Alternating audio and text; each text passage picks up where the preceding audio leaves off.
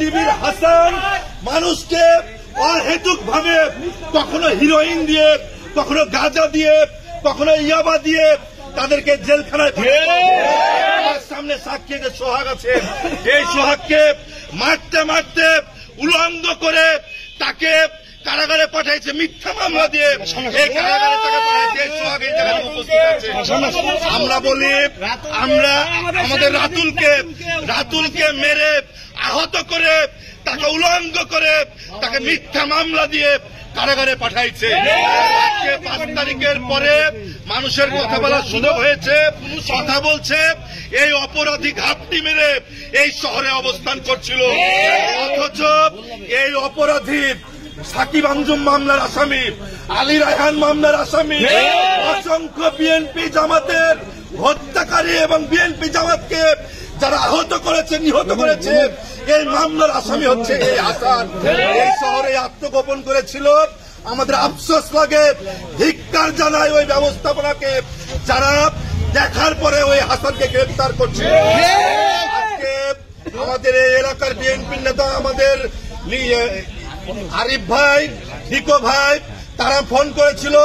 তাদের ফোনের পরে আমরা যাই, ওই জায়গাতে প্লাবন সহ অনেকেই ছিল, বিএনপি জামাত এবং এলাকার সাধারণ মানুষ, বিশেষ করে যারা তার এই নির্যাতনের শিকার, তারা ওই থানায় গিয়ে এবং তার বাড়িতে গিয়ে তাকে ঘেরাও করে জনতা পুলিশের হাতে সোপর্দ করেছে। আমরা আইনের প্রতি শ্রদ্ধাশীল, আইনের প্রতি শ্রদ্ধা মামলার প্রসিডিং অনুযায়ী, তাকে মামলার নিয়ম অনুযায়ী তাকে আগামী দিনে আদালতের মাধ্যমে উপযুক্ত বিচার এবং মামলার সাকিব আঞ্জুম মামলার এই অপরাধীকে দৃষ্টান্তমূলক শাস্তির আমরা চন্দ্রিমা থানার নিরাপত্তা দিব। চন্দ্রিমা থানায় কেউ অহেতুক উত্তপ্ত করার চেষ্টা করব না। আসামি এখানে আছে, থানা ব্যবস্থা নিবে, প্রশাসন ব্যবস্থা নিবে।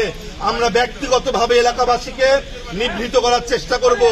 এলাকাবাসী যেন এই থানার উপরে কোনোভাবে আর নতুন করে হামলা অথবা নতুন করে যেন এই জায়গাতে এসে চড়াও না হয়, সবার প্রতি এই উদাত্ত আহ্বানটা থাকলো।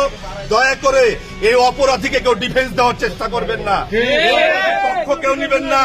এই হাসান নামক এই অপরাধীর পক্ষে যদি কেউ লেখালেখি থেকে শুরু করে বিবৃতি এবং নিউজ করেন, রাজশাহীবাসী মনে করবে অপরাধীর পক্ষ নিয়েছে প্রেস। পক্ষ নেওয়ার কোন সুযোগ নাই। আমরা থানা নিরাপত্তায় আছি, আইন তার আইনের গতিতে চলবে, পুলিশ তার ব্যবস্থা নেবে ইনশাআল্লাহ।